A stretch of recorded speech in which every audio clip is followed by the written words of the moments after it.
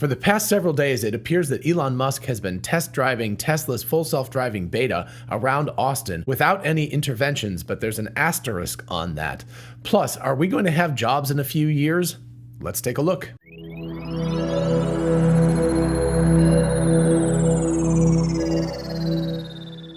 Hey y'all, it's Dr. Know-It-All. I'm going to start with Elon Musk's tweet. This is a very positive tweet, but like I said, there is a little bit of an asterisk here, and I'm going to discuss that. And then I'm going to do another part of this video where I'm going to talk about AI-based stuff and my definite concerns. They are not the same concerns that Elon Musk, Jeff Hinton, and people like that have. They're actually different, but I'm very, very concerned. Anyway, so let's start with the positive thing.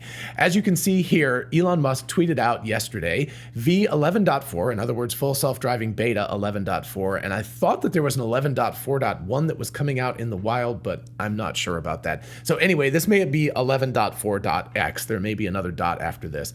Anyway, he says version 11.4 is excellent. Several days of driving to random pin drop locations in Austin, zero safety critical interventions. So a couple of important notes here. Number one, we're talking about Austin, Texas, and not the Bay Area in California. So if you don't know, Tesla's, well, their Fremont factory is in the Bay Area, but more importantly, their AI/full self-driving team is based in that area. So that tends to be the best area that Teslas drive in, like that Bay Area. You see people like Mars Catalog, etc.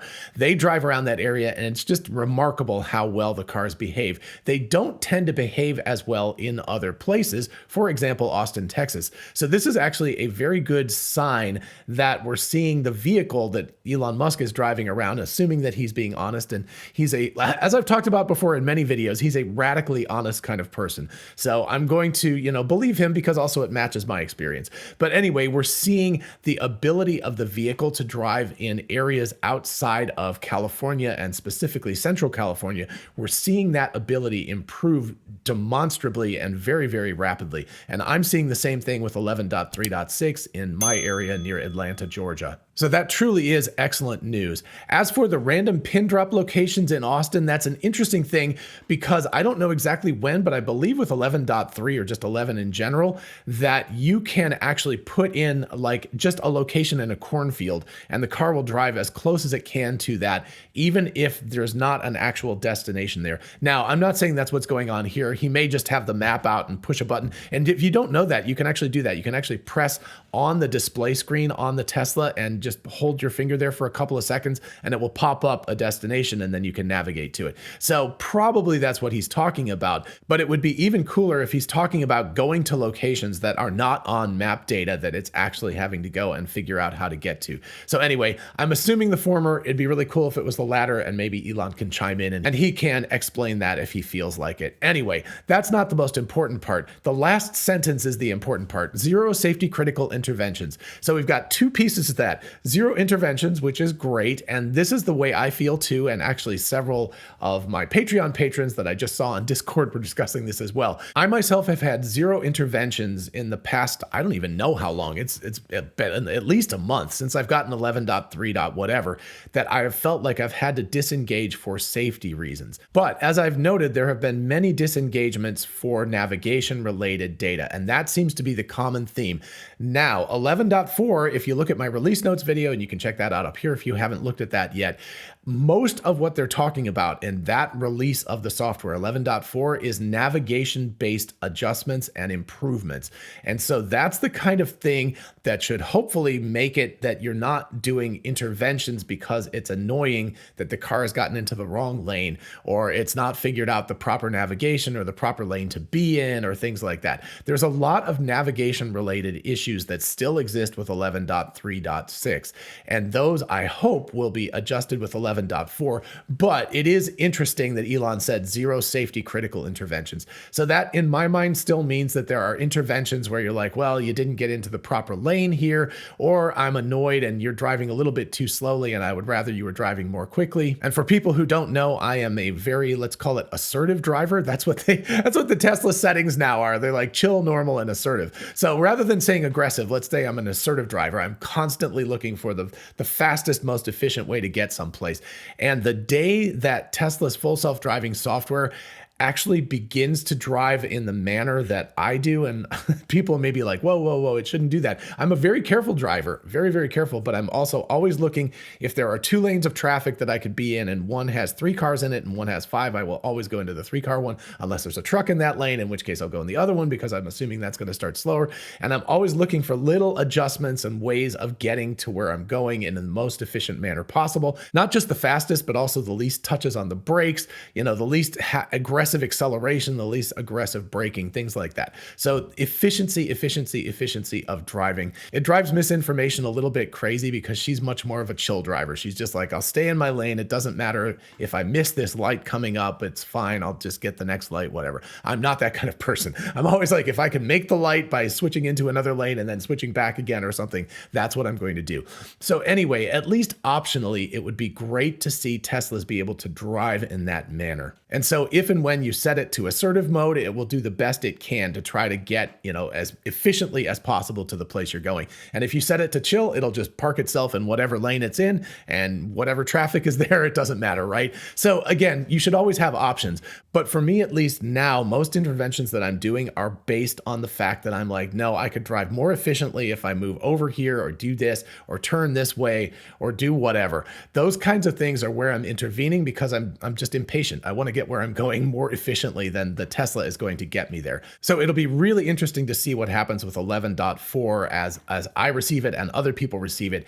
If people who like to drive like that find that the vehicle works better for them and they have to intervene less. So again, it's very important to understand this. Safety critical interventions are where the car is acting dangerously and you have to take over immediately in order to, save a potential accident or something bad that might happen. These other kind of interventions are what I call convenience interventions. They're the kind of thing where you're like, I could do this better myself, and so I'm going to take over. So when you'll see when I record like the full self-driving beta test drives, I sit there and I, of course, don't intervene because I'm testing out the full self-driving beta. And a lot of times you'll see me going like, oh gosh, we're in the fast lane on the highway. We shouldn't be in the fast lane on the highway right now. Or the car has picked the less efficient route to go on or something like that. So, you'll see me commenting about that as I'm driving around. But as I do normal everyday drives, I will intervene at those points and I will move myself into the place that I think is the best and then re-engage full self-driving. So it's this kind of, 90-10 split where 90+% of the time the car is driving itself, but then 10% I've taken over just to set it up for the best success possible. So anyway, the interesting part about Elon's tweet is that he apparently is having the same type of experience that we normal drivers are having, which is that he is taking over under certain circumstances in order to drive more efficiently, or if the car, wanted to make a longer route or something like that. Anyway, so again, quite clearly from this tweet, he is doing convenience interventions. He's just not having to do safety critical ones.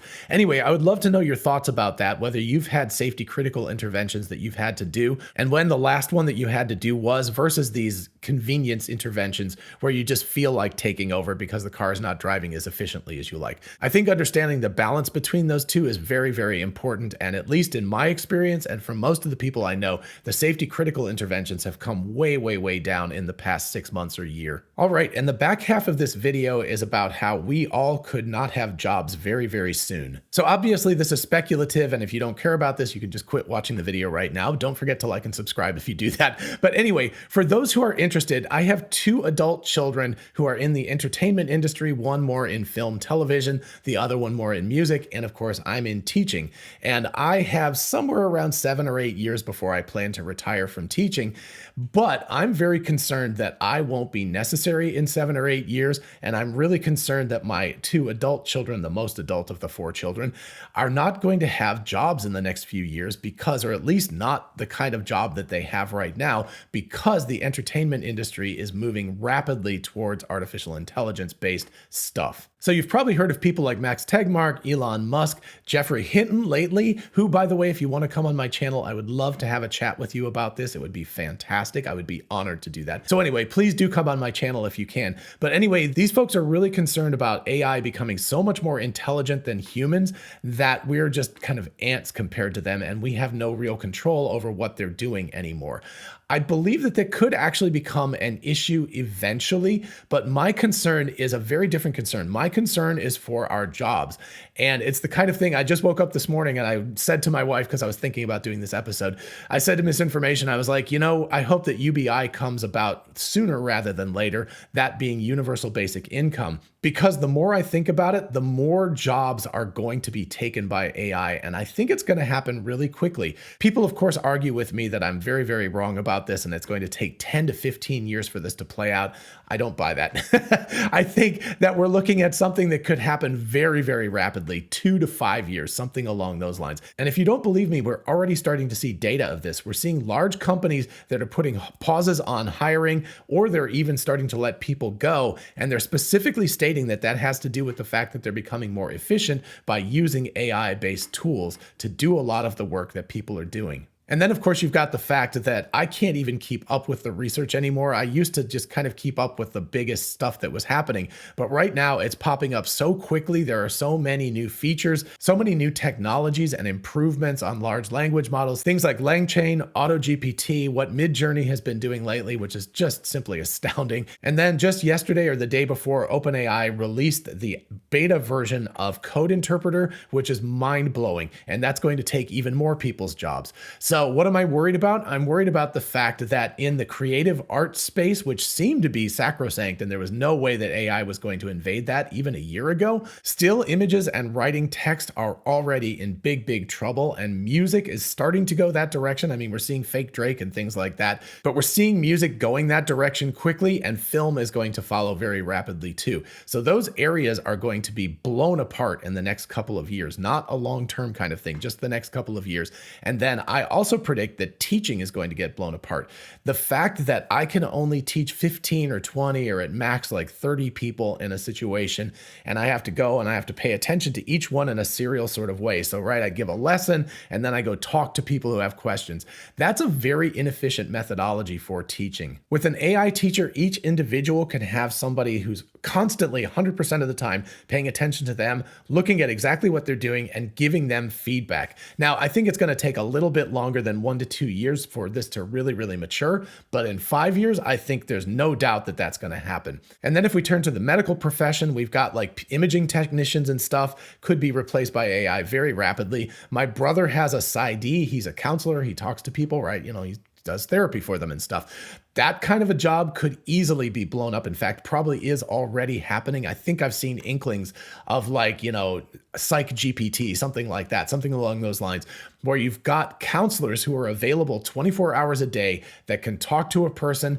The text to speech, all of that kind of stuff is getting worked out so that you could listen to this and eventually see on Zoom a very realistic looking avatar of a psychiatrist who looks like whatever you want, whether you want them to look like Mom or Sigmund Freud or whatever. They could look like that and they could talk to you and they could counsel you 24 hours a day. If you wake up at 3:30 in the morning having a panic attack, they're there. You don't have to wait until your next appointment 3 days later. And then, of course, from the physical end of things, we've got robots like Optimus and many, many other competitors that are coming up to fill up the physical working jobs, things like working in factories or potentially eventually farms or working in grocery stores or retail or whatever that is. So we're getting a compression that's happening. And a lot of people keep saying, oh, humans are flexible. We'll make it work. We'll make it work.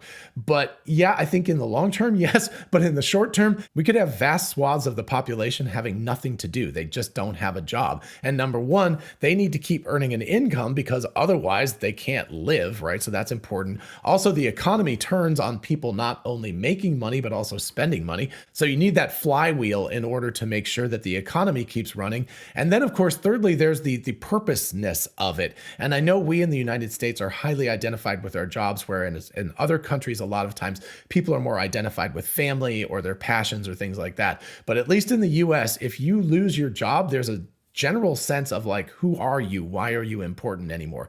And so as people start losing their jobs to AI or their jobs radically change, and we're talking about jobs that people really like. People love to paint. They love to draw. They love to do graphic design, to make movies, to make music, all of this kind of stuff. What happens if and when people lose that ability to do that kind of work and make money with it? Now, everybody can always do it as an amateur. You can, if you don't want to make money at it, you can do it right now. You just go do your thing and that's fine. But if you want to make that that your living, you need to actually be able to have a job where people pay you money for this kind of a thing. And that is going to become very, very complicated because AI is going to be able to do it so much more efficiently.